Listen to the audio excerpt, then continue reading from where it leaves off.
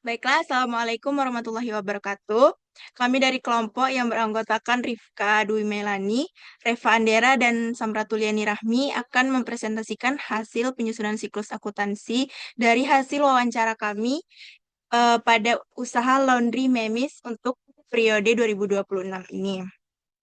Pada tugas ini kami menyusun beberapa tahap dalam siklus akuntansi, yaitu chart of account, ada jurnal umum, neraca saldo, laporan laba rugi, dan posisi keuangannya. Selanjutnya saya akan menjelaskan di sini ada kode-kode akun. Di sini merupakan daftar-daftar akun dan kode-kode akunnya yang akan kita gunakan dalam jurnal dan posisi keuangan lalu laporan laba rugi nanti. Baiklah, di sini ada posisi keuangannya. Lalu ada laporan laba rugi. Ini ada transaksi selama bulan Mei tahun 2026. Beberapa di antaranya itu ada seperti penerimaan jasa laundry, pembelian perlengkapan secara kredit dan tunai, pembayaran listrik, air, gaji, pembayaran utang dagang, serta transaksi penyesuaian, yaitu biaya penyesuaian peralatannya sebesar 427.000. Baiklah, selanjutnya saya akan menjelaskan tentang jurnal umum dan neraca saldo. Pada tahap berikutnya, seluruh transaksi dicatat ke dalam jurnal umum sesuai prinsip debit dan kredit. Beberapa contoh pencatatan adalah sebagai berikut. Pada tanggal 2 Mei 2026, perusahaan menerima pendapatan jasa laundry tunai sebesar 2 juta. Kasnya bertambah, sehingga dicatat di sisi debit 2 juta. Pendapatan jasa laundry dicatat di sisi kredit 2 juta. Terus, pada tanggal 4 Mei 2026, perusahaan membeli deterjen dan pewangi secara kredit sebesar 800, yang dicatat sebagai beban operasional di debit 800.000, hutang dagang di kredit 800.000.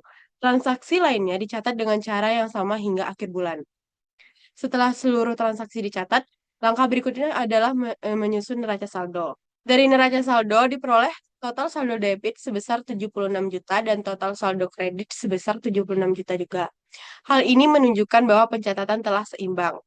Pada neraca saldo juga terlihat saldo beberapa akun penting, yaitu kas sebesar 20 juta, bank sebesar 6 juta, piutang usaha 500.000, persediaan 800.000, peralatan laundry 41 juta, dan pendapatan jasa laundry sebesar 16 juta. Selain itu, terdapat akun beban yang terdiri dari beban gaji, beban listrik, beban air, beban operasional, dan beban penyusutan.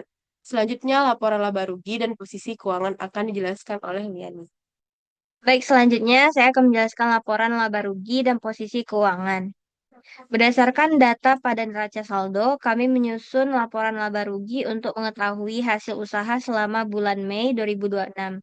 Total pendapatan jasa laundry yang diperoleh adalah sebesar 16 juta. Sedangkan total beban yang dikeluarkan perusahaan terdiri dari beban gaji 4 juta, beban listrik 1.400.000, beban air 700.000, beban operasional 1.100.000, beban penyusutan 427.000, sehingga total beban perusahaan adalah 7.627.000. Dari perhitungan tersebut diperoleh laba bersih bulan Mei 2026 sebesar 8.373.000.